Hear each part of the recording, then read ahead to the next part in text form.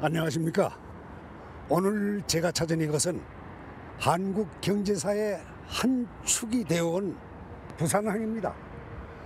우리나라 최초의 무역항으로 600여 년 전부터 그 역할을 해온 곳이죠. 지금은 예전에 비해서 다소 한산하게 느껴지지만 한때 이것도 사람과 화물을 실은 배들이 수없이 드나들었던 곳입니다. 자, 이렇게 외국에서 들어오는 화물들 속에는 종종 허가받지 않은 물건도 있었습니다. 바로 밀수품이었죠.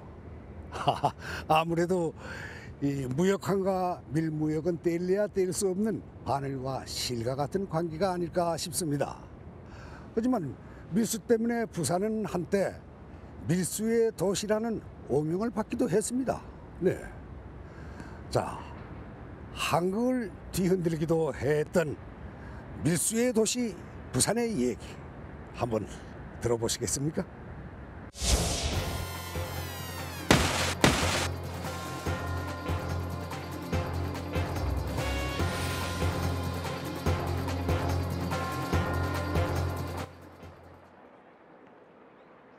영도 속의 또 다른 섬인 아치섬. 1974년 한국해양대학교가 들어서면서 이젠 섬 아닌 섬이 되었지만 그 이전까지만 해도 이것은 조도 혹은 와치섬이라 불렸던 작은 어촌 마을이었습니다. 주민 대부분이 고기잡이로 근근히 살아가던 이 평범한 마을에 어느 날부터 수상한 움직임이 포착됩니다.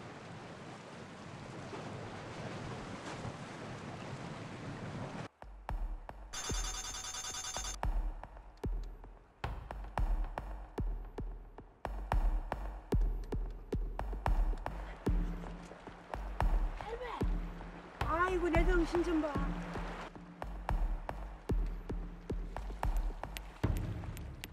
깜빡깜빡 어린아들이 보내는 손전등 신호에 부모들이 바다에서 웬 꾸러미를 건져 나오는데, 자, 이게 무언고 하니 바로 밀수품입니다. 아버지, 이게 뭔데요? 니는 막 몰라도 된다. 나나 이게 네 공부도 시켜주고 계기도 먹여줄 기다.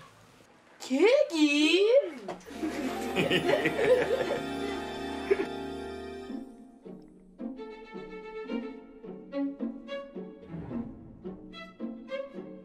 그니까 이거 조씨한테 좀 돈을 준다고 말이지.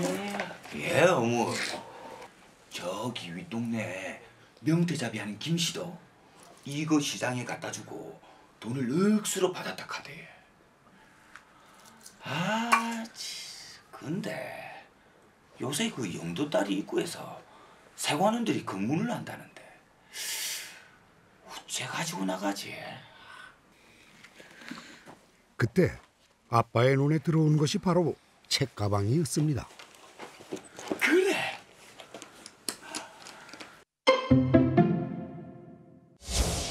쟤네들은 뭐 참호 이제 그 점화 있고, 학생들은 가방에다가, 한 사람은 이제 막 가방에 뭐 책을 모아라 였고, 한 사람은 이제 가방 안에 전부 다 이제 이렇게 해가지고 국제는 갖다 주고 이랬거든. 학생들은 그 당시 뭐 돈 많은, 어째 같으면 한 돈 많은. 그것도 이제 전심값 되거든. 그 한 거 갖다 뭐 짜장면 5그릇 되니까네. 쏠쏠한 벌이가 된 밀수품 운반에는 온 가족이 동원됐습니다. 자식은 망을 보고 아빠는 산꼭대기에 앉아 밀수선과 신호를 주고받았죠. 밀수꾼들이 던지고 간 밀수품은 해녀인 엄마가 주워 운반했으니 이거 원 가족 밀수단이 따로 없었습니다. 80%는 그 학생들도 그렇게 했고, 이제 우리 동네 그 밑에 이 동네 사람들도 그랬고, 아시섬 사람도 그랬고, 도자 사람들도 그래 많이 했어. 지금은 나쁘게 생각하지만도 그 당시는 우리가 먹고 살기 위해서는 할 수 없는 일이라. 1960년대 초 영도 특히 아치섬이 밀수 근거지였다는 말이 그냥 나온 게 아니었습니다. 그 이유는 바다로 나가보면 알 수 있는데 왜 아치섬 주민들이 유독 밀수와 연관이 됐을까요? 이 인근에 배가 입항하게 되면은 그 검역을 하기 위해서 대기하는 장소가 있습니다. 이것을 모박지를 하는데 이 모박지가 이 근방에 있고 이래서 상당히 그 밀수품을 그 양육하기 좋은 그런 그 입지적인 조건을 가지고 있는 것이 아치섬이었습니다. 도심과 가까우면서도 부산항에서 불쑥 튀어나온 아치섬의 위치는 밀수꾼들에게 좋은 이점으로 작용했습니다. 대마도를 출발한 밀수선이 때를 노리다가 아치섬 앞바다에 밀수품을 풀어놓곤 했죠. 밀수 방법이 하도 조직적이라 특공대 밀수라는 이름이 붙여졌는데 그 특공 밀수선이 바로 작은 고깃배였다는 것이 재밌는 점입니다. 5톤 정도 되는 자그마한 그 선박에다가 이 당시는 우리 한국 전쟁 이후에 그 탱크가 망가지고 나면은 나오는 그 고속 엔진이 있죠. 그래서 그 고속 탱크 엔진을 입에다 싣고 달리다 보면은 우리 세강 감시선은 보통 약 10노트를 달린다면은 입에는 약 30노트 이상을 달리게 됩니다. 뭐 일부서 밀수를 해가 싣고 오면 여기 이제 어디 푼다 하면 정보가 돼가 하면 세관배가 뭐 먼저 오는 게야 원래 딱 오면 요 이따 후라시 불로 막 하면 뭐 없다 딴 데를 바꿔라 하면 계속 저기 뒤따라 붙으면 못 따라 이 영도 한 바퀴 돌아면 도는 거지 한 바퀴 돌아 그래가 다 뭐 피해가 또 풀고 이래 가고 이래 풀고 무조건 달리버려. 일본의 본섬에서 싣고 온 밀수품은 대마도 이즈하라 항에서 때를 기다렸다가 남해안 곳곳으로 흘러들어갔습니다. 그중에 탱크 엔진을 단 밀수선이 가장 선호했던 것은 가깝고도 큰 도시인 부산이었죠. 당시에 이제 밀수가 성행했던 곳은 어쨌든 가장 중심된 지역이 이제 부산이고 주변으로 보면은 가덕도라든지 마산이라든지 좀 멀리까지는 뭐 통영, 여수까지 밀수가 성행했다고 합니다. 아치섬으로 들어온 밀수품은 영도다리를 거쳐 깡통시장으로 집결되었습니다. 지금도 각종 외제품들이 볼거리를 주는 부평동의 깡통시장. 1950년대 말부터 밀수품 천국이라 불릴 만큼 전국의 밀수품 공급기지 역할을 했었죠. 이젠 추억이 된 동동구리무, 포마드 같은 물건들이 아직도 보이네요. 네. 근데 지금은 우리가 상인입자로 봤을 때는 그때 당시에는 이것이 합법적인 물건이 아니었으니까 감춰놓고 그러니까 모두 다 그마도 밀무역이잖아요. 이게 몰래 하는 품목이기 때문에 내 지금같이 내놓고 팔지는 안 하고 가만히 서 있고 아니면 옷 같으면 손에다가 옷 하나 걸치고 있다가 이거 얼마입니까 하면 얼마 달라 이래서 사고 팔고 아니면 우리가 어디에 있으니까 기다리라 그래가지고 돈 받고 갖다 주고 이런 식으로 몰래 팔았던 거죠. 이거 어디 제품인가요? 지금은 쉽게 구할 수 있는 화장품이나 치약 같은 이 물건들이 그땐 밀수를 통해서나 가질 수 있는 귀한 물건들이었습니다.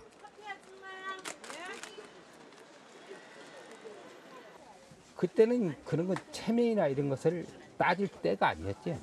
무슨 먹게 살고 팔고 무슨 10원 하나 버는 게 바빴으니까. 한국 전쟁이 끝나고 이 땅엔 무엇 하나 성한 것도 없었죠. 그야말로 먹고 사는 것이 막막한 힘든 시절이었습니다. 시대가 이러하니 밀수품을 전달하고 받았던 수고비는 서민들 생활의 달달한 쉼표가 됐습니다. 이제 그 당시에 많은 사람들이 이제 필요로 했던 이런 소비재 중에 이런 옷감, 생필품 중에 옷감이라든지 그다음에 이런 화장품 종류라든지 또 문구류라든지 뭐 이런 것들은 무역 수입 할당 품목에서 제외됩니다. 기본적으로는 어쨌든 생산이 안 됐다라고 하는 점하고 또 한편으로는 이렇게 정책 자체가 통제 정책이었다라고 하는 것이 밀수를 갖다가 유도하는 하나의 이유였다 이렇게 볼 수 있겠습니다.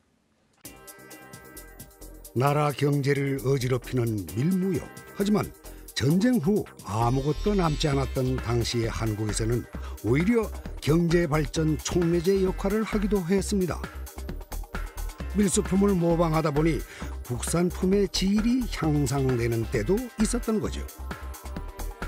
그 시절 밀수는 이렇게 생활 전반에 영향을 미쳤던 것입니다. 한편 먹고 살기 위해 밀수에 가담했던 아치섬 가족의 아빠는 이제나 저제나 밀수선만 기다리고 있었습니다. 야, 상철아, 네 오늘도 바다에 안 나갈 기가? 바다요. 바다에 말아요. 이놈의 자식이 말. 야, 네가 그런 말을 해갖고 되겠나? 에이? 고기를 잡아갖고 와갖고 먹고 살아야 될 거 아이가? 천한 뱃일 안 해도 먹고 살 일 다 있거든요. 그래? 상철아, 뭐 좋은 건수 있나? 관심 있으면 날 저물고 우리 집에 살짝 한번 들려 있어.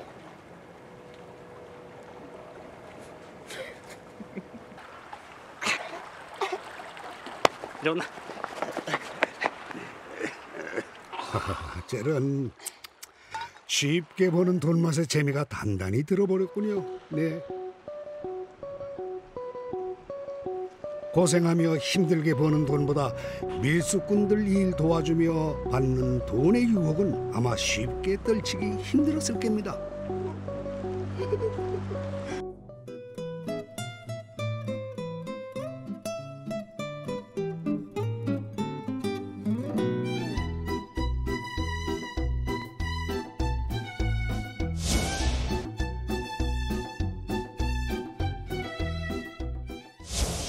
은밀하게 이루어졌던 밀수는 이렇게 서민들의 생활 속으로 깊숙이 자리 잡게 됩니다. 하지만 무엇이든 욕심이 지나치면 해가 되는 법이죠. 이렇게 사회 곳곳에서 밀수가 성행하게 되자 정부에서는 마침내 밀수와의 전쟁을 선포하게 됩니다. 부산항을 중심으로 다시 일어섰던 1960년대의 부산 경제, 그와 동시에 밀수 또한 조용하고 활발하게 이루어지고 있었습니다. 하지만 곧 밀수로 인한 악영향이 사회 곳곳에서 드러나게 됩니다. 주인 없는 밀수품에 욕심이 생겨 마을 주민 전체가 세관 직원을 폭행하는 사태가 발생했습니다.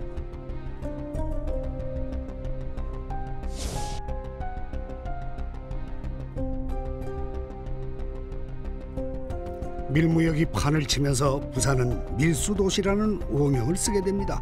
그리고 꼬리에 꼬리를 무는 강력 밀수 사건들. 결국 정부와 세관은 밀수와의 전쟁을 선포합니다.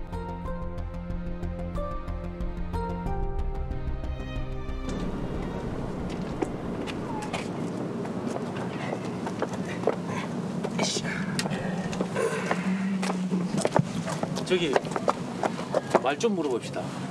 예. 여기 이 동네에 좋은 건수가 있다 카던데.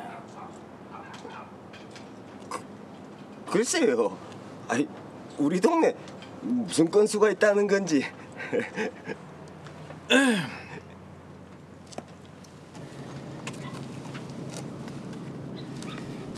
그러지 말고 요즘같이 이 어려운 세상에 다 같이 잘 먹고 잘 살아야 안 되겠습니까? 예, 깡통시장에서 얘기 다 듣고 왔습니다. 그러지 말고 우리한테도 살짝 정보 좀 주이소. 에이, 참, 뭐 또 이런 걸 다. 저자 자갈마당에 한번 가보이소. 오늘 마침 이게 온다 카대.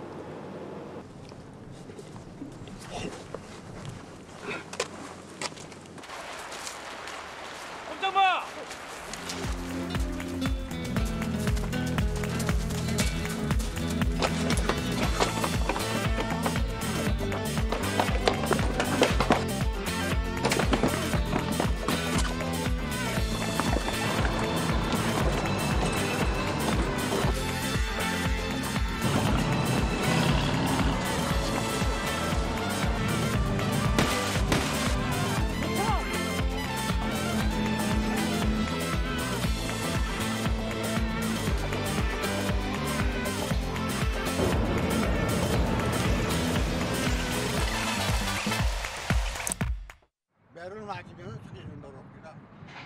1957년부터 밀수꾼 잡는 남해안 호랑이라 불렸던 이분은 아직도 부산항을 누볐던 그때가 생생합니다. 그래가지고 5.16이 나고 나서 또 이게 안 된다.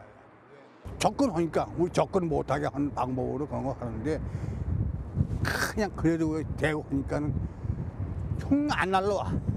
그게 아까 총 쏜 거 뭐냐니까 얘기를 안 해. 그래서 우리가 그 후에 안 일인데 칼병총, 개물판 자르고 해가지고 저희들이 비상용으로 가진 거. 그 물에 다 버린 거더라고.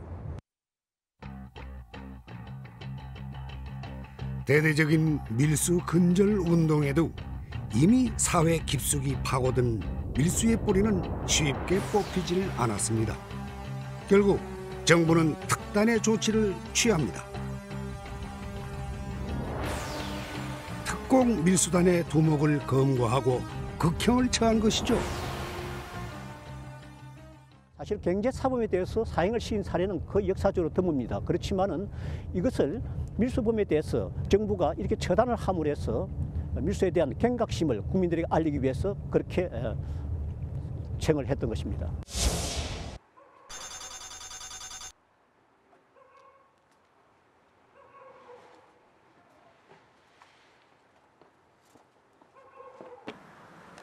어디 갔다 옵니까 말도 없이.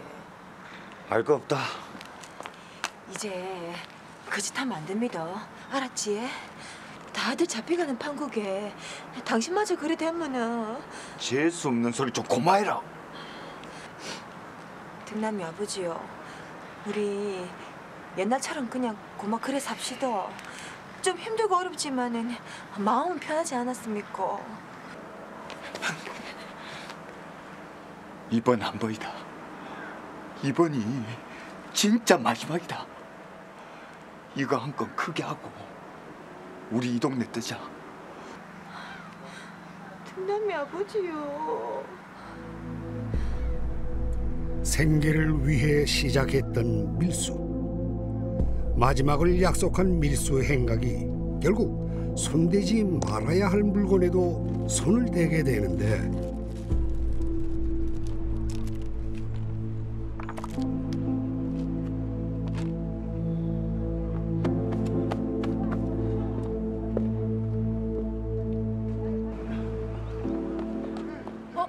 아재, 안녕하십니까? 등남이니 너가 아버지 매출로 살면 안 된다. 알았지? 예?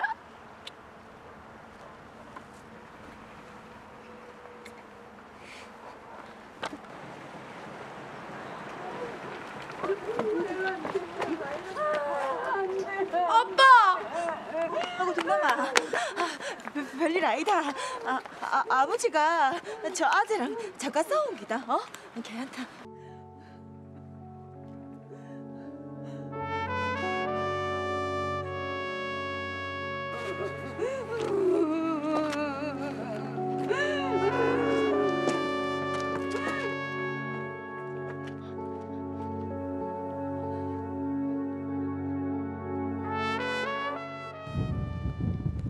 (50여 년) 전 밀수가 서민들의 생활고를 덜어준 한 방편이었다는 것은 어쩔 수 없는 씁쓸한 사실입니다. 불법 무역 활동이 사회악인 것은 분명합니다. 하지만 그와 동시에 경제의 한 흐름을 차지하는 필요악이라는 것도 인정하지 않을 수 없는 사실입니다. 부끄러웠던 과거인 밀수도시 부산. 이것 또한 시대를 반영한 살아있는 부산 역사의 한 단면이 아닐까 싶습니다.